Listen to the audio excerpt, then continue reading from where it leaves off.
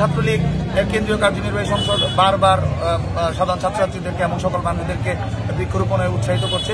তো আজকে আমরা আমাদের অনার্স প্রথম বর্ষের কিছু নবীনদের মাঝে বৃক্ষ বিতরণের মাধ্যমে আমরা তাদেরকে বৃক্ষরোপণে উৎসাহী করছি এবং বৈশ্বিক উষ্ণতা রোধে আমরা সকলে বৃক্ষরোপণের মাধ্যমে আগামী দিনে আমরা এই জলবায়ু পরিবর্তন রুখতে পারবো এবং আমরা বাংলাদেশ ছাত্রলীগ নেতৃত্ব সরকারি কলেজ শাখা এই বৈশ্বিক উষ্ণতার বিরুদ্ধে আমরা যুদ্ধ ঘোষণা করছি। সেই লক্ষ্যে আমরা আজকে 1000 বৃক্ষ বিতরণ করেছি। সকলের হাতে আমরা আজকে তাদের পছন্দসই ফলজ বনজ এবং ঔষধি গাছ তুলে দিয়েছি এবং আমাদের এই অগ্রযাত্রা বা অগ্রগতি বৃক্ষ নিয়ে এই কাজ আগামী দিনেও চলবে। বাংলাদেশ ছাত্রলীগ নেতৃত্ব সরকারি কলেজ শাখা এই বৈশ্বিক উষ্ণতার বিরুদ্ধে আমরা যুদ্ধ ঘোষণা করছি। সেই লক্ষ্যে আমরা আজকে 1000 বৃক্ষ বিতরণ করেছি।